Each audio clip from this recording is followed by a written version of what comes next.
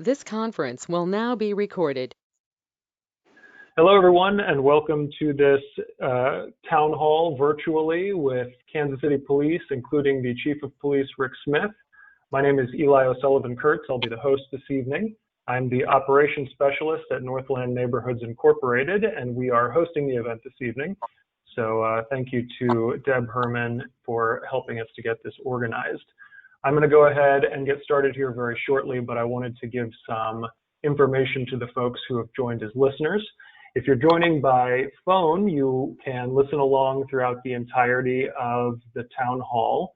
If you're joining either by computer or through the smartphone app, you can also ask questions. We would ask that you please put those into the chat thread, which you can find from a little chat graphic in the app window. We will try to get to as many of those questions as we can throughout the meeting, but we can't guarantee that we'll be able to answer every question. And with no more ado, I want to pass it off to our Northland CIOs to get us started here. Hello, my name is Lance Lenz. I'm the CIO at North Patrol Division.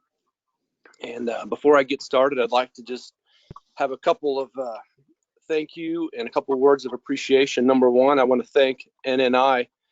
As always, you're the glue that holds it all together here in Clay and Platte counties. And we appreciate you and everything that you do. And I'm just going to highlight a few things that we're involved in with you. Secondly, I want to thank Chief Rick Smith for the very strong and encouraging leadership that he has displayed this last 2 months. We have needed a strong leader, and he has done that for him. And I want to thank him personally. And on behalf of KCPD, we appreciate you. And then lastly, if there are folks from the community out there, I want to send North Patrol's most heartfelt and deepest appreciation to you, because we received so many things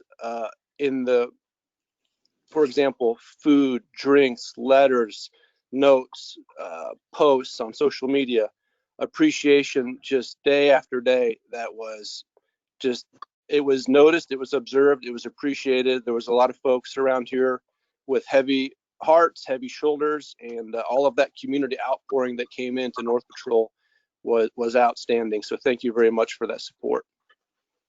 Having said that, I'm going to go over a couple of slides and we're going to bounce it around a little bit. I'm going to pass it off to Rick Jones here.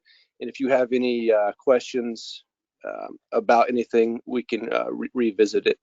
So going to slide number 2, Eli.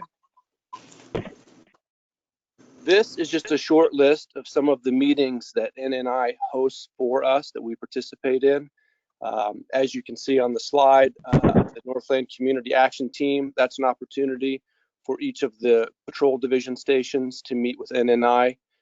Rick Jones and Bill Keeney have their day where they meet, and then I have my day when that I meet with NNI, and we talk about ways that NNI can be supportive and help us with what's going on in our communities.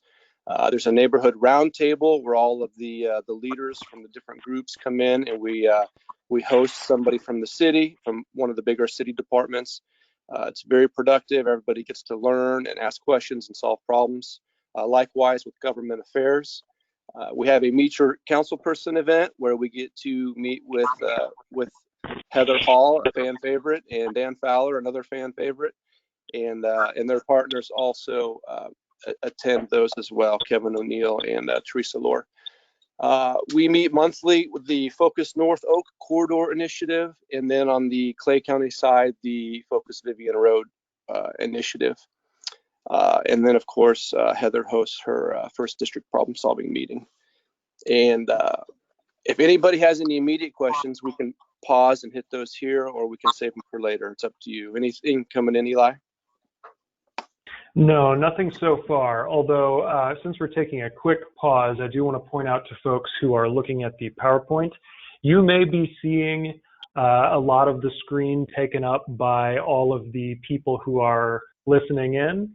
And in the top middle of your window, you'll see words "View Everyone" with a little drop down next to that. If you want to, you can click the drop down arrow and change that to, I believe, active cameras or only screen share. And that way you'll have a clearer view of the PowerPoint presentation. Back to you, Officer Lenz. Okay, I'm going to move along to slide number 3.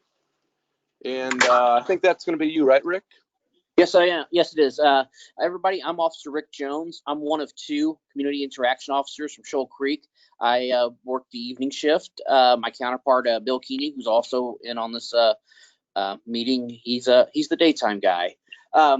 I'll go ahead and take this opportunity to talk about our Neighborhood Crime Watch program. So basically, here in the Northland, the Neighborhood Crime Watch program, it's administered through Northland Neighborhoods Incorporated.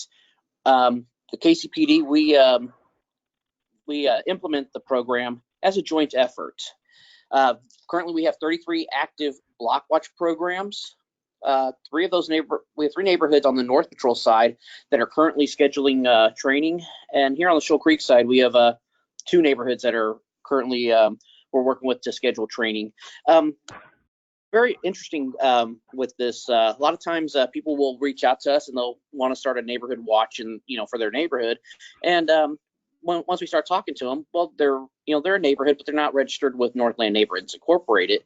So that's an opportunity to bring another neighborhood, with that is represented by Northland Neighborhoods Incorporated. So it's there's a lot of positives with just having the Crime Watch program. Moving on to my next bullet point, we're currently formulating a prototype for a business Crime Watch program. That's a few things that have been in the works. One of the things we're looking to do is start offering crime prevention for environmental design or our CPTED presentations to our retail or our business communities. We're still working on that and how that's going to look, but that's something that hopefully we'll have something ready to go sometime here in the next couple of months. We also offer quarterly Crime Watch training for active and prospective Crime Watch groups. Historically, our quarterly meetings, we held them at Northland Neighborhoods. We would talk about different things, ranging from crime prevention, CPTED, or crime prevention through environmental design for residential. We've talked about use of social media within, for our neighborhoods. Various number of topics. We've had meetings before where it's just a roundtable, and we had groups that have been established for quite a while with groups that were just getting started, and it just basically turned into more of an information sharing, which I think was probably one of our more productive meetings, honestly. But we've looking to add some new energy to it, if you will. So one of the things we're wanting to do is, and the idea came from Deb Herman. She had participated in a presentation where Deb, along with some community leaders from around the city, went up to our police academy and they went through our VirTra training. Our VirTra is basically the simulated, some people might call it a video game, so to speak, but it's very serious though. What we do is we have different scenarios that we run through, and it's more or less do we use force? What type of force do we use?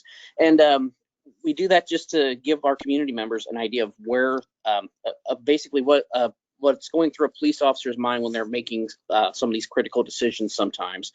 Deb asked if that would be something that we may be able to do, and I thought it was a great idea. It was I believe the idea came from Chief Smith originally to take it to the community leaders, and my thoughts were, well, let's take it to the neighborhood leaders now. So we're once we're past our COVID restrictions and we're able to have open up our police facilities again, that's something we're going to want to do real soon. Eli, I'm ready to move to slide number 4.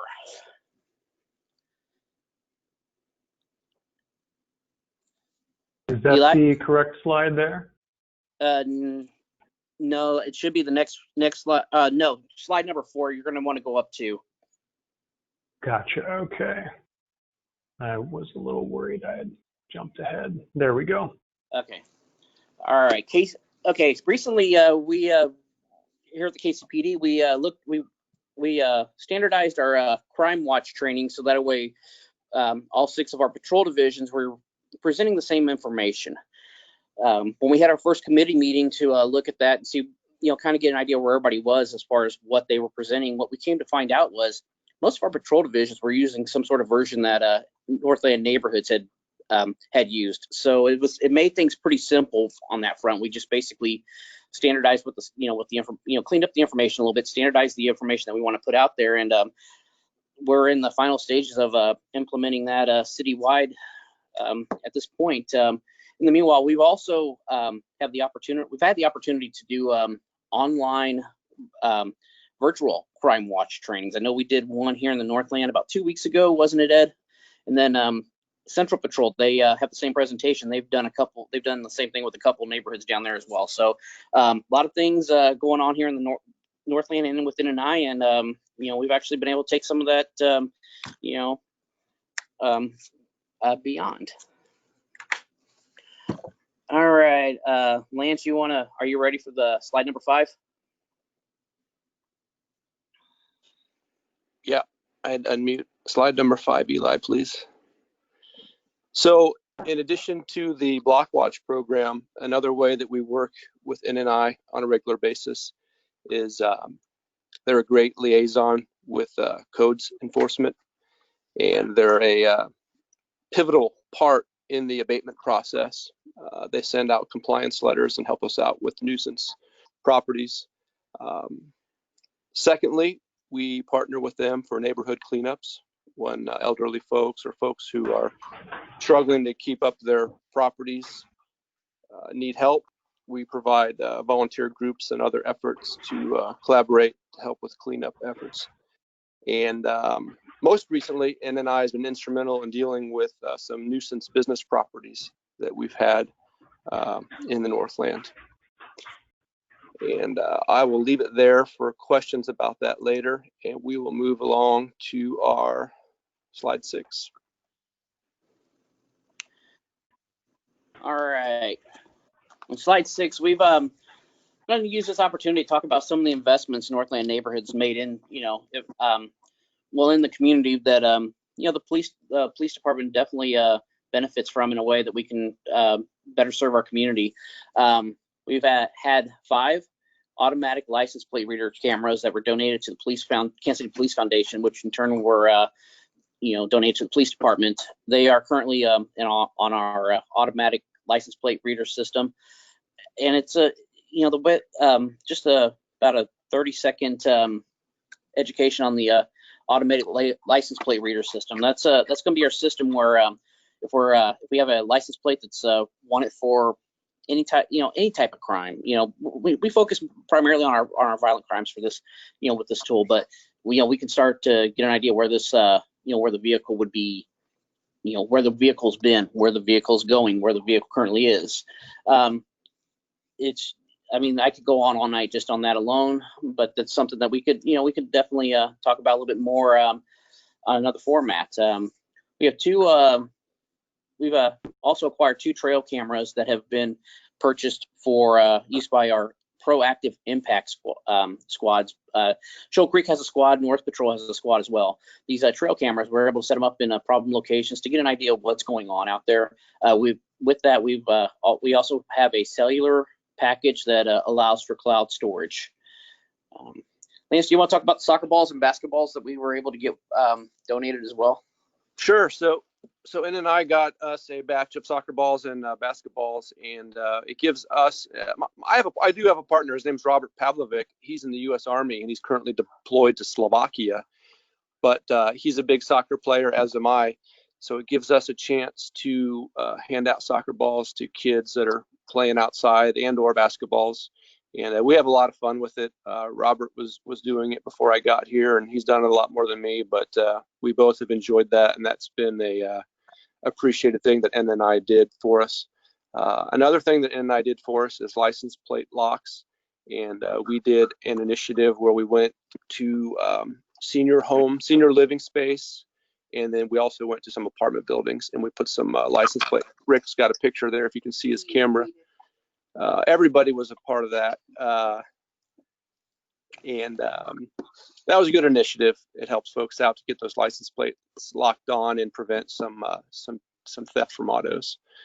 And then you want to talk about the last bullet point there, Rick, and then I'll introduce the crime-free gals. Sure. So the last bullet point, our Kansas City United Against Crime event. That's an initiative started a couple years ago now, where we wanted to engage. I boarded as just an old-fashioned safety fair with the community. Each of our 6 patrol divisions, we host this Kansas City United Against Crime event first Saturday of October. For the last couple of years, the weather hasn't quite cooperated with us, but we'll get it right one of these years, hopefully real soon. But basically what we do is we bring, a various number of things. We offer free food, drinks, activities for the kids, crime prevention tables. We've partnered with Kansas City Power and Light, or would be Evergy now. Where we've been able to give free LED light bulbs, with the idea of putting these light bulbs up outside of people's residences to help with overnight, lighting during the nighttime hours. Let's see what we've had. Ring doorbell cameras donated by Northland Neighborhoods that were raffled off during the events at Shoal Creek and North Patrol. We've had, let's see what else. We've Bounce had houses. Bounce houses. I was just thinking about that. We've had bounce houses, as well as various other activities that have been donated all through Northland Neighborhoods, help make these events successful by being able to reach out and engage with the community in a different and positive way.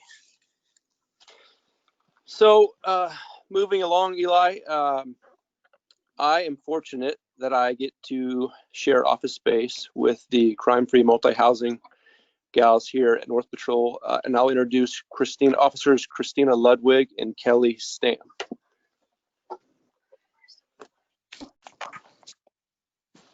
Hi, everybody. Thanks for inviting us to this meeting. We just wanted to go over some things that we are doing with NNI and new, programs that we're implementing here for hotels and motels. And I'll go ahead and talk about the hotels and motels. When I was over in Shoal Creek, NNI played an instrumental part in getting a new developer to come in, and we chose the 43rd and Antioch location, which had a hotel that it was extended stay. It had been there for years, and it was an eyesore to the Northland, and they chose that location. And in the very near future, they're going to be closing that down and redeveloping a community for townhomes and apartments and just things to better the location and the community in that area. So that was a really impactful part that NNI played in that. And then to kind of spread it out a little bit, I came over to North Patrol, and I kind of brought the hotel motel training that I had over in Shoal Creek. And so now we're doing it on a trial basis here in North Patrol, but we're going to put on training for all the hotels and motels that are here in the Northland. And we would like for this to go eventually citywide in an effort to stop some of the crime that happens in the hotels and motels. And we're really trying to push that. I know COVID really slowed that down for us, but we're definitely making an effort to try to speed up that process and get that implemented right away. So we're looking forward to doing that. And here's Chris. She has some things that she's going to talk about as well. Actually, the hotel motel was originally planned to go citywide, but with COVID, we weren't able to do the meetings. We plan on putting on virtual meetings, but that's all in the works. Anyhow, my name's Christina. I'm up at North Patrol 2 here with Kelly. Some of the things that we have done also with the help of NNI and the help of the CIOs and the social workers is we delivered a lot of food to properties that with lower income. We did that all through the COVID when all the food companies and everything harvesters were shutting down. Everything was shutting down. So we were able to get meals and everything to these people who really needed them. We also have been working on Inglewood. That's been years in the process, but a lot is happening and a lot is coming along there with the collaboration of the health department, codes, neighborhoods, the fire department, the city attorney, and councilman's Dan Fowler has helped, been instrumental in getting that off the ground. Deb Herman has come to our meetings, and I've never seen such a collaboration of all city departments coming together. They have completely renovated half of their property. Crime is down, calls for service are down. They're still only half full right now. So we just hope it's gonna stay that way. But we have maintained a really great relationship with this property and the manager. So we hope to continue doing that. So that's a lot of our calls for service up here are usually on that property. So I think that's about it for us. And we just really wanted to let the chief know that the NNI really does play a huge part in here, up north at Shoal Creek and the Northland as a whole, with coming together and helping us with programs and just all the things that they contribute. It's really been a blessing. It has. And we love you, Chief. Yes, we do. All right, we're out. Good night. Thank you very much for the kind words, folks. And at this point, Officers Lentz and Jones, do you have anything that you wanted to say afterward, or should we go ahead and move on? Go ahead and move on to my account. Be happy to answer questions if they come up. Sure. Yes, yeah, and just so everybody move on, knows, please. sure. We haven't had any questions in the chat just yet. You folks are more than welcome to post them there. And like I said, we'll try to get to as many as we can. In the meantime, though, I wanted to reintroduce Chief of Police Rick Smith. Thank you very much for being here, Chief Smith. Thank you for having me. So I think the plan here is to start off with an opportunity for you to just, share whatever is on your mind in terms of policing in Kansas City and in terms of your work specifically and all that. So take it away. Well, thanks everyone, and thanks for the kind words from the officers. That's very nice. I want to say, first of all, it's obvious if we had an NNI in everywhere in Kansas City, we'd have less crime. Because when we have engaged neighborhoods and people that help facilitate that engagement, we have less crime. There's no doubt about it. If we had this kind of engagement across the city, there's no doubt in my mind that if we had officers connected with the community working with the police department as well as it happens at NNI, things would be so much better in this city. And I think this is a great example of the partnerships that can take place and the differences that can be made. Look at all the things we just covered today about what's going on with the partnerships between us and NNI. I use this experience when I was at East with the Northeast neighborhood when they were really trying to engage and things started to change for them. With partnerships, so much more is possible if we can leverage those partnerships and make things better. So I just want to say great job to everybody. Great job to all the partners. I really think you make a huge difference up north. It's a model for the rest of the city. Like you say, the hotel plan and other things we hope to share citywide. I just wish we could have this everywhere because I think it would make a difference. Okay, enough on that. Let's talk a little bit about the police department. I think things are going pretty well in the police department. We've had some very big challenges in 2020. The COVID started out, and actually at the front end of COVID, the police department had in a training scenario at the academy with some of our TAC guys and some of our academy recruits. We had an outbreak from that generated some people being off.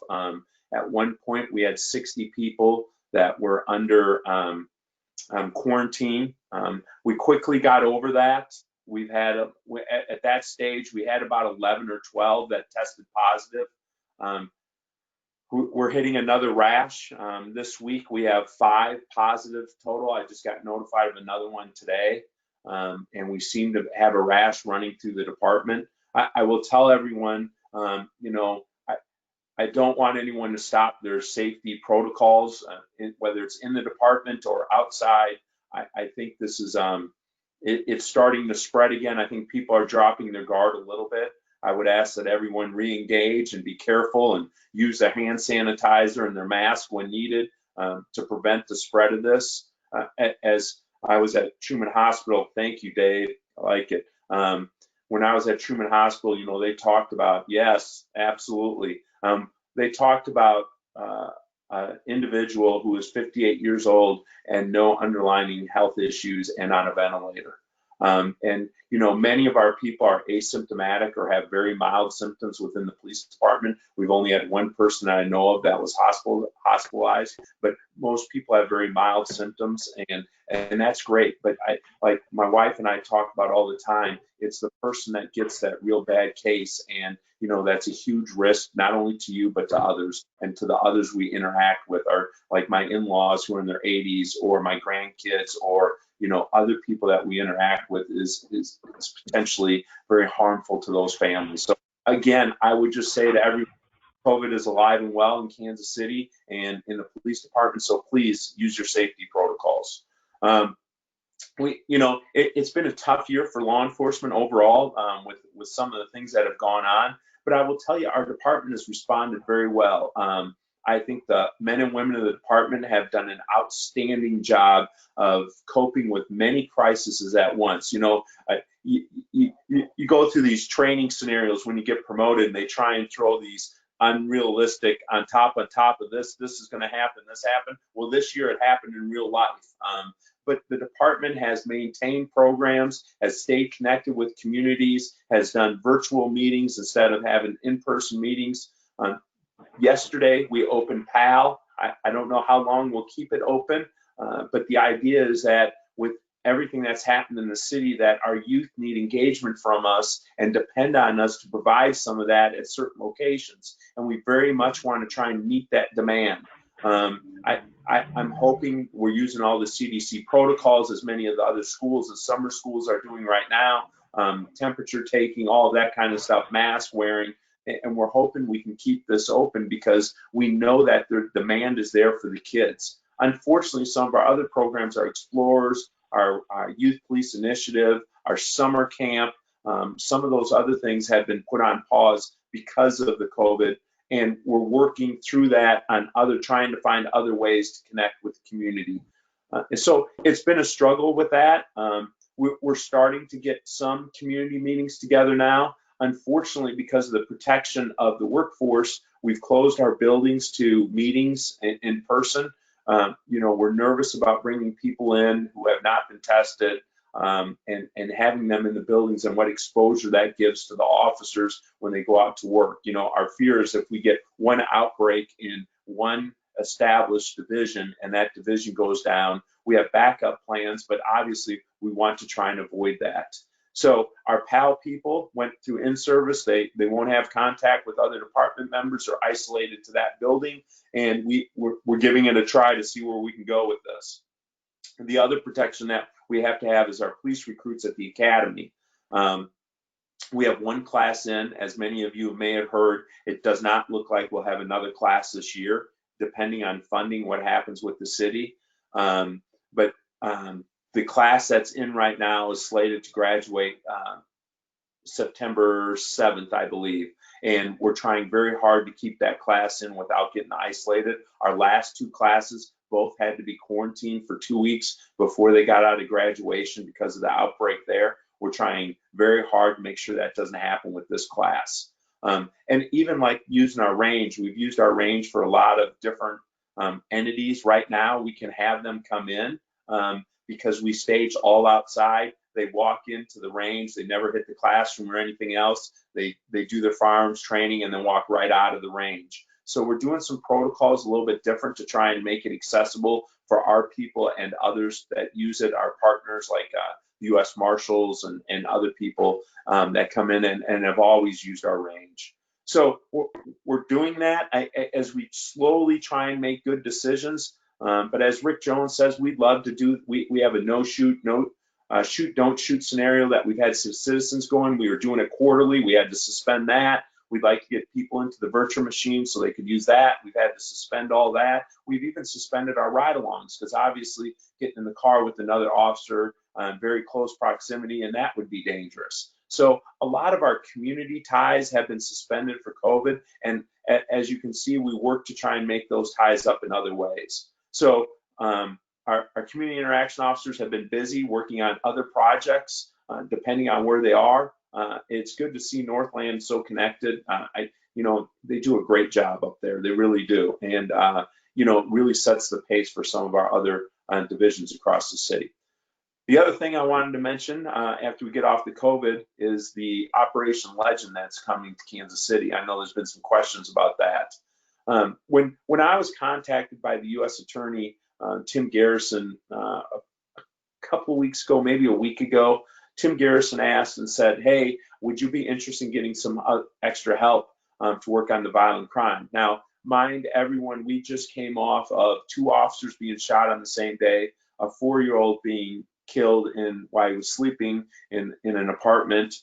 We had 4 homicides on the same day. We had come off an awful run of violent crime. And I think it was noticeable not only to us in the department, but to many outside the department. So that the request came in, hey, would we like this? I said to the U.S. Attorney, I would very much welcome any help we could get to try and work on our violent crime issue.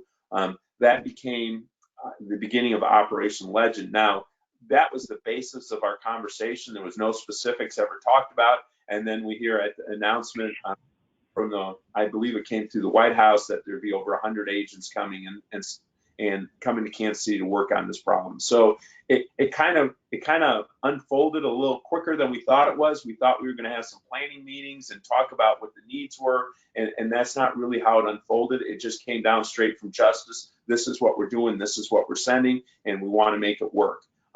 Obviously, we think we have enough work for everybody. As it stands today, we've had over 345 people shot in Kansas City in 2020.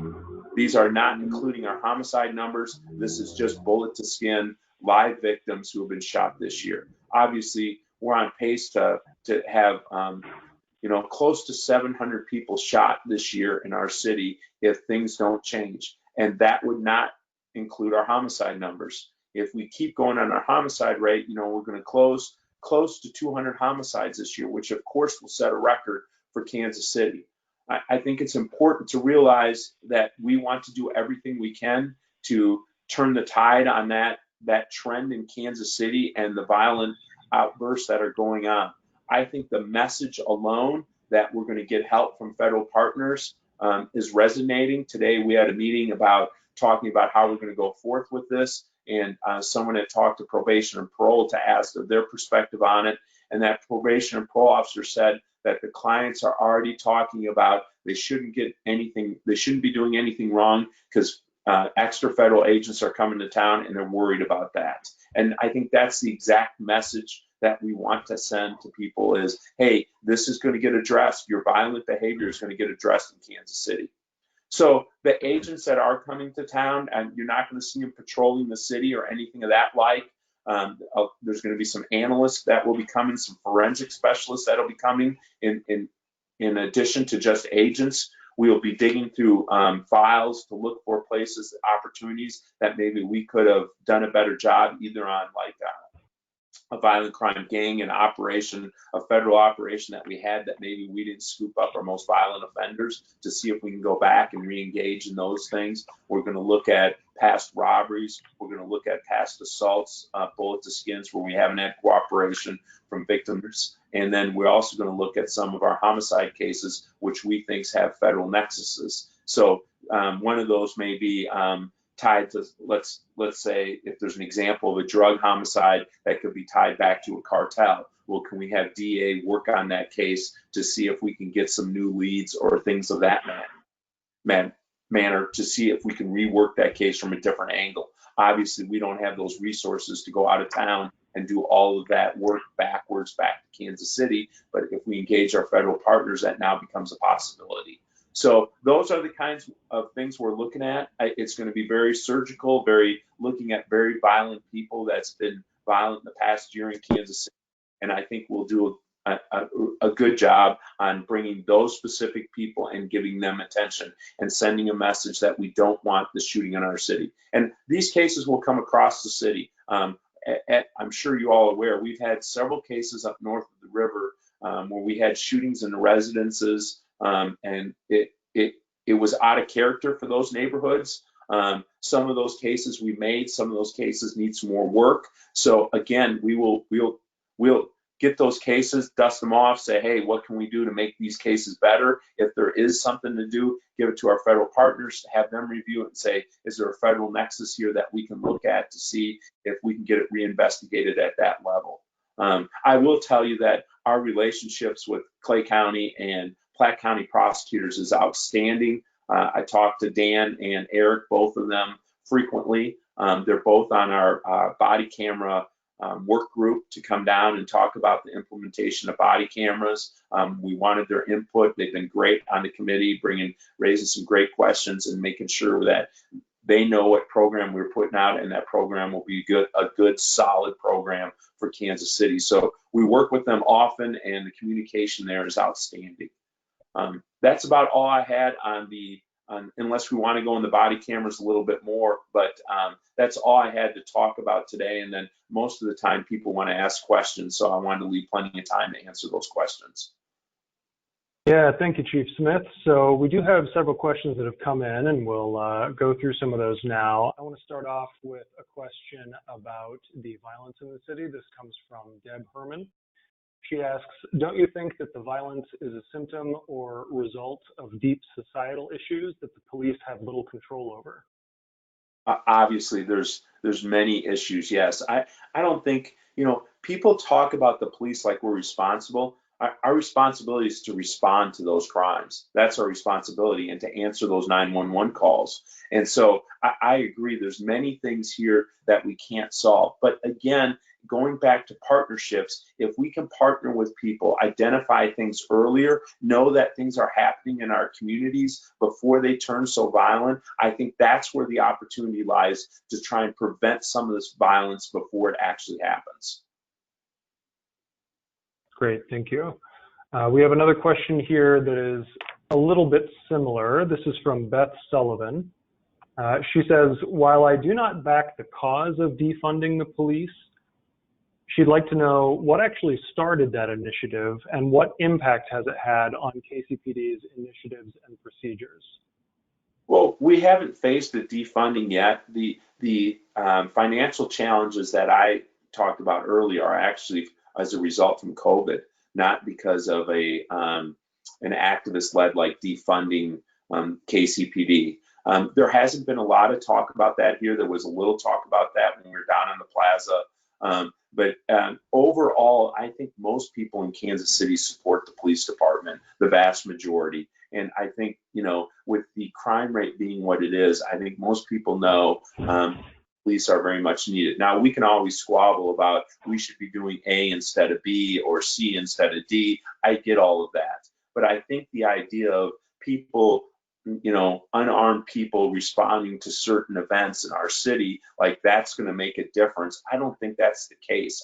Our officers are well trained. They're trained in de-escalation. They're trained to do many things, work from motor vehicle accidents to mental health to, enforcing laws to providing first aid. I mean, our training is top notch at KCPD. I would hate to lose that when you have a response to 911 on officers that are trained and as capable as our officers. I really think you're getting top tier service. I don't know that that would always be the case in some other entity. Thanks for the answer. So we have two more questions here, and I just want to take a moment to remind folks who are listening in that you're more than welcome to ask questions. We ask that you please type those into the chat. So again, really quickly, if you're joining by computer or by the smartphone app, you should see a chat bubble graphic, and you can click on that to go to the chat thread. We will get through as many questions as we can, but just wanted to let folks know that you're welcome to leave those questions there. So the next question here comes from Richard Sales. He asks, Chief, could you talk about the mission of the social workers at the district stations? Yeah, I'd love to. So social workers started three years ago with a pilot program. We had one, and that was a private-public partnership. We got the city to fund it. We wanted to expand that to all 6 patrol divisions. The Hall Family Foundation gave a match grant with the city, and we funded the 6 social workers and a coordinator for the program, and we got started. And as of today, we have over 3,000 entries, case entries into the social workers' notes. So the idea was to the social workers when we put those in is it to be a tool for the officers. So the referrals to the social worker has to come from a police officer. In other words, the school can't call the social worker at KCPD and say, hey, I got a kid here and needs issues. The officers in the field and sometimes detectives are the ones who seek out the social workers and say, I have an issue here. So for example, Center Zone got to a lady and living in the stairwell with her 3 kids who got off a bus to meet her boyfriend who never met her and she didn't have any money. They called the social worker in because that was more than a 5-minute fix. If officers had to handle that call with their normal abilities, most of them would say, hey, you're going to have to call a shelter in the morning or, do something, but the officer does not have time to follow that through. So the idea is the social worker then becomes the Google of resources in Kansas City because that's where they work. So they immediately go to work seeking out those resources that already exist in our city and to make sure those people get to those resources. So I will tell you from our standpoint, I think it's worked very well. The officers are very appreciative to have that tool in the toolbox. The social workers feel like they're making a huge commitment and a huge help to Kansas City, to our people that need that help the most. So I think it's a really good fit. Thank you. We have a question here from David Lindeman. He asks, is it possible to get some sort of regular productivity report on the ALPRs sponsored by NNI? And I realize that might not be a question that's directed at you, Chief, but I thought I'd give you a chance to address it if you're familiar. And I guess a productivity report, I mean, I know how many scans and things like that easily do. I don't know what the hit ratio and then how much the contact ratio is after the hit ratio. I guess we could look at some of those things. I think we have to be careful with the data. Just like at a certain point with body cameras, it's a closed record until it gets referenced on an open source, and then it's very specific on that open source. So not saying we can't do it, saying I'd have to go back to legal and ask how we do this best, if that answers your question. Thanks. Sure, thank you. So another question here, actually a statement from Heather Hall. She requests, can you tell us the amount of hours of training required to be a KCPD officer versus in the rest of the state? Oh, I had these hours when I was at graduation. We're almost double the amount of hours that are minimum requirement versus what we give at the academy. So we have many more additional hours that we put in our officers. It's about a 7-month academy. We feel, and I will tell you, I just talked to the state about the exact same thing. We're looked at as a model. Our training programs looked at a model for other agencies across the state. So obviously we have that wonderful academy facility at Shoal Creek that helps us achieve those goals. And thanks to taxpayer support that helped us through public safety sales tax get that. So obviously we use it to the max, and we try and have our new officers as they come out ready for the environment that they're going to handle. And we think that the amount of hours that we have there, the additional hours, makes a difference in that training. I mean, it's the foundation for the entire police career. Sure, thank you. Next, we have another question from David Lindeman. He asks, with no new academies likely this year and continued negative COVID-19 impacts, will we see a reduction in the number of officers on the department? And if so, to what extent? Yes, we will, because we won't have seats filled through attrition. So everyone who retires this year, if we have the class that graduates in September, which is about 30 people, let's just say we keep 25, everything goes fine, and 25 get out. We're looking at somewhere close to between 70 and 100 retiring. So, we're looking at a net loss of 50 to 70 people over the year. And then the problem with not getting funded for academy classes is that goes into the next year. So it will go to our recruitment, because like Carl Oakman will tell you, when we didn't do a class for a year back in, I think it was 2007, when we had an economic downturn, it took us 3 full years to get the same number of applicants in to take a test as it did just before we lost the downturn, because other people will look at other departments first that they feel are more financially stable than come to a department who's going through financial issues. So I'm just saying there's ramifications from even not just this year, but that will carry into subsequent years. So we're still through this process. It's not a done deal yet. As it was coined to us, it's an exercise. We're going through that budget exercise, but we have to be realistic as we go through it. That's one of the potentials. Thank you. Sure, thank you. And we have one more question to get through here that has been submitted so far. So I just want to give one last reminder to folks that if you have questions, now is the time to ask them. We've got about 10 minutes left in our virtual town hall this evening. This next question comes in from Andy, who says, first, thank you to you and the department. We've really valued our CIOs and the work they have done in our neighborhood and Neighborhood Watch. Is there a scenario where you would be in favor of local control of the police department? I've wondered if that would put more accountability on our city council and mayor's office versus on the police. I'm a fan of our current system of governance. I will tell you that. Of course, it's all I've lived in for 32 years. So let's be fair, I'm biased about it because it's what I grew up in and it's all I know.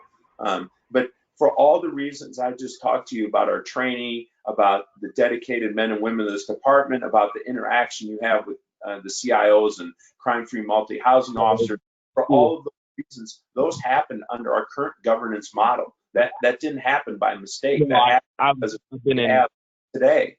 And I will say that I believe in that system. I understand people think that there might be more accountability through the city. I will tell you, our citizen panel, that's our police board, holds us accountable every month. Everyone's allowed to go and see that accountability. I've also said several times that our police board meetings, I think, are more transparent, as every bureau has to report about what's going on in the police department every month.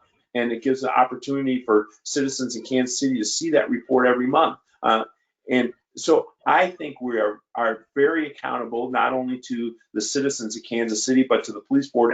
And we work with the city every day. I mean, it's not like there's a divide between locusts.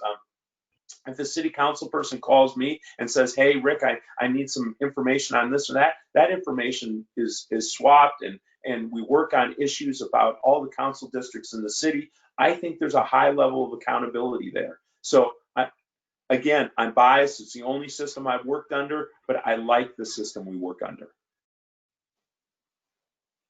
All right, thank you very much. So we don't have any additional questions here.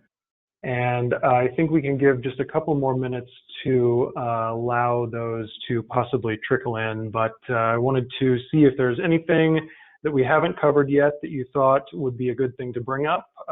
And if not, then I think I'll pass that question along to CIOs as well. So for you folks, just know that you're on deck there. I have one thing, Eli, that I think we could talk about real quick, is the body cameras. You know, when we were going through this issue on the plaza, you know, one of the calls was, right, that body cameras had not been funded.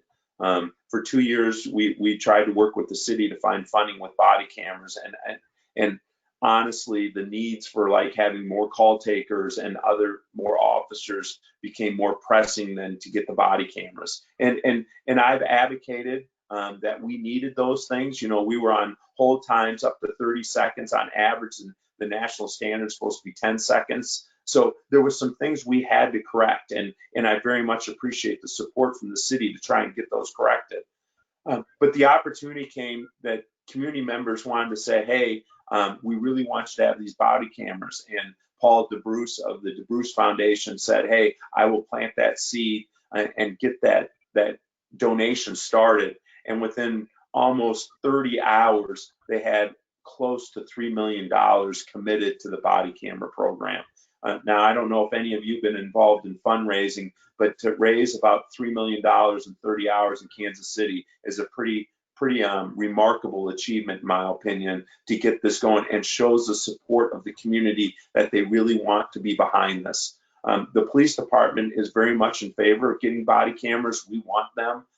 We are now having our body camera stakeholder group where we've invited the prosecutor's office, U.S. Attorney's office, some community members, very handful of community members, to try and work through the process that we've already worked through with the body cameras. We have now moved to a test phase. Soon that test phase will take place in Shoal Creek Patrol Division, where we can marry up the cars with our new system in the car, with our new body camera system, see how well they talk to each other, how well we can retrieve that data, redact that data, send that data to prosecutor's office, all those kinds of behind the scenes kind of things we want to do with body cameras. So that's going to be the next step. We hope to have that going within a week or two, and to get the test and then work with those body cameras and the footage and to see what we're looking at. We've already moved 2 people to our digital technology systems unit to make sure that when the time comes, we have more staff on board to handle requests, because we think we'll have more requests coming from both the public and attorneys. So we're trying to gear up staffing for that to be ready when it happens. Great, thank you. We had a question come in here. Deb Herman had suggested that perhaps, especially on the issue of local control, maybe the city councilors might want to make a comment about that as well. I know we've got Councilwoman Heather Hall and Councilman Kevin O'Neill on the call this evening.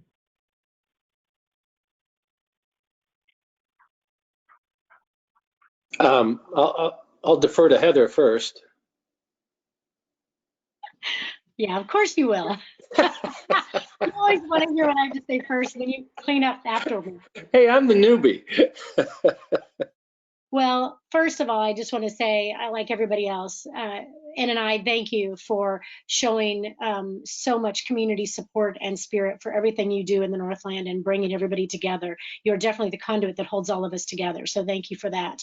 And to Chief Smith and to the police officers and all the department who are here, I just want to say thank you. You guys are extraordinary.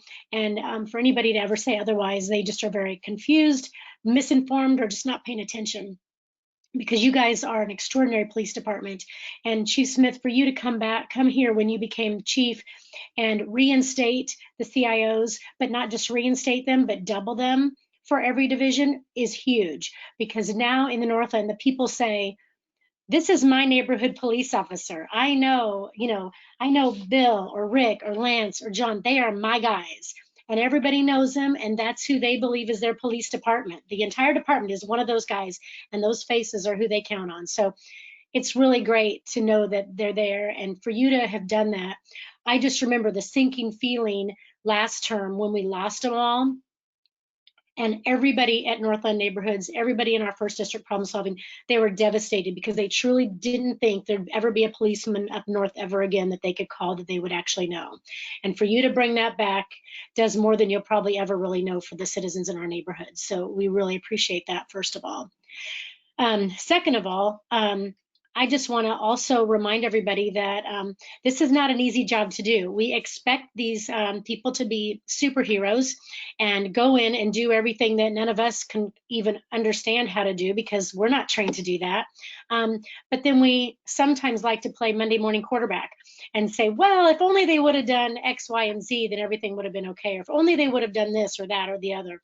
But the truth is, and I think, Rick, it might have been you who said, if we would just offer the virtual training to more people and let them come in and actually see what it's like to be in that reenactment kind of situation, it would help people get a little bit of a flavor of what it's like to have to make split-second decisions in life or death situations.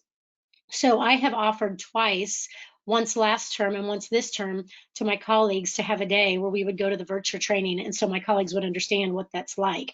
myself also, I've never done it. So it would be an eye opener for all of us, but it would also be an education. So I put that out there. I'm putting it out there again. I've asked the Finance, Governance, and Public Safety Committee first if they'd like to do it, as well as the entire council. I'm still waiting for an answer, but in between all of that, then we had COVID. So now we're just kind of waiting to see when the next appropriate time would be to have that happen. But it's important that we all understand at least a flavor of what that's like to be in your shoes. So we're going to do that. To talk about a couple of things. So going back on the budget, someone asked about the defunding or what the money situation is. The truth of the matter is, COVID, we did not take as big of a financial hit as we thought we would in the first 3 months of COVID. It was a lesser percentage than we thought. So before our other budget officer, Scott Husengay, left, we said we would like to hear from you in July. If we could hear April, May, and June numbers in the July meeting, then we would be able to have a better understanding of how much was our loss across the board, every department, not just KCPD, but what did we have, what did we lose, and what do we think is our projection for the next quarter. And so our hope was, because we have a hiring freeze, we're not hiring any new people, we just need to say, how much money are we going to spend every quarter or every so often on these things, and what's the hit financially from COVID. So we are looking at the numbers. We have not definitively said, and Kevin, correct me if I'm wrong, but I don't think we've actually said you all have to take this cut yet. We're just saying we need to figure out a way, if we're going to have more months that are bad, what that's going to look like. So that's still up in the air. I would say all departments are equally important in the city of Kansas City, Missouri. I couldn't pick one to say I don't want them to have their money this quarter, right? But what I will say is, when you have a police department that spent a certain amount of money, which we helped pay for and fund through the February Chiefs Super Bowl parade. We all, the city, Jackson County, the police department, we all helped pay for that overtime cost because we knew that was a big hit. Then we had COVID, and then they had overtime hours, all first responders did, and then that increased some overtime numbers. Well, then with the protests and all that kind of situation, in about 9 or 10 days, and Chief, I'm probably saying the dates wrong, but a few days, we had roughly $2.1 million in overtime, which we, the city, have not paid the police department for. And so that's a big number coming out of their budget, and then we're asking for another percentage of a hit financially. I don't know where that goes, and I don't know how they function if we would take $12 million out of their budget. That's a big number, and that's a number that I don't think the citizens are okay with. And every time people say, well, it's just a police department budget, I go back to saying, it's not the police department that we're worried about, it's the citizens of Kansas City. Because if you reduce any of our first responders' budgets, that doesn't hurt the first responder, it hurts the people of Kansas City. They're the ones who are not getting saved, or they're not getting protected, or they're not getting to their car scene, or whatever their issue is, faster or soon enough when certain things happen. And so what we have to remember is this affects everybody, not just the members of the Kansas City, Missouri Police Department, but it hurts everybody when we cut that budget. Third thing, local control. I would first throw the question back at you and say, what is it that you think will happen better by a different form of governance than what we have right now? Because the truth is, we have all Kansas City, Missouri resident Board of Police Commissioners. They live here, they breathe here, they pay their taxes, they send their people to school, and they work here. That's just like you and me. They're no different than us. Second of all, you are a taxpayer, you pay taxes, and the taxpayer dollars that you want to protect you in your city limits go to pay the budget for the police department that protects you. So that's your tax dollars, that's your people that are managing those tax dollars, figuring out where the budget goes. The third thing is, we have a mayor who sits on the board of police commissioners who represents the city council already. We don't always maybe agree with how he agrees with us, but at the same time, he represents the city council side of the interest. So the deal is, we are as locally controlled as you could ever really want to be. And I don't know that Heather Hall deciding which police commissioner I want on the board, or Kevin O'Neill deciding which one he wants on the police board, is that much more effective, or I just don't think that's more palatable than the way we have it right now. So I would ask people who are against it to say, okay, show me what your better option is, because I don't see one right now. That's All right. right. Well, thank you very much, Councilwoman Hall. I would like just to say one thing. Go ahead. First off, congratulations to your officer in the hospital who was shot in the head, and I understand he's out of critical condition. That was thrilling to hear. It's always good to see my friend David Lindeman, who I haven't seen in quite some time. So good to see you. John Carpenter. It's a hall full of people. But I tend to agree with Heather. Local control was brought up specifically, I think, due to the issues we had with the protest and such. And I saw no difference in any other towns that had local control where the effects were any different than what we had here. So that's not a starting argument for me as to why we need local control. And my biggest fear is, and I'm not saying anything against my current colleagues, I'm just saying that if we allow the city council to have that much control over the police department, I fear what the things that could happen and the involvement that would be asked, and it would put everybody in a very, I think, precarious position. So with that said, I have yet to been convinced of the value of local control. That's all. I'm not as long-winded as Heather. Well, thank you for the input all the same, Councilman O'Neill. So, Chief Smith, I want to give you the chance for the last word here. Any closing thoughts before we wrap things up? Well, thank you. I just want to say thanks for the support for the police department from everyone. Councilwoman Hall, Councilman O'Neill, thank you so much. You know, the men and women of this job, of this department, they've had some challenges this year, and every time we can show support to them, I think makes a huge difference, and it's what inspires us to keep going. But I want everyone to know, as I've closed several of these meetings out, that about almost 1 million times a year someone calls our 911 call center. Not all those are dispatched, but we get close to those amount of calls every year. We dispatch on maybe 700,000 of those calls. I will tell you that we arrest a couple thousand people a year. That means all the rest of the time we responded to help somebody. Just help them with their neighbor, help them with their issue in their house, help them with their car, help them with whatever that may need, their business, whatever. We serve this city. I believe we serve it well. Enforcement is part of our job, but I will tell you, time and time again, this police department works more on helping people than we do on enforcing people. And I'll leave you with that. Thank you for having me today. Thank you very much for being here.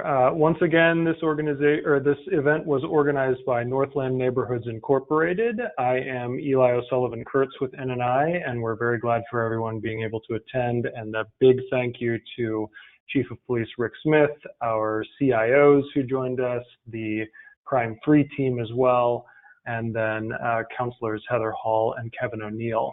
This meeting was recorded, so we may be uploading this for public consumption later. Keep an eye on the NNI YouTube account for that. And in the meantime, I hope everybody stays safe out there. Take care. Thanks, Chief.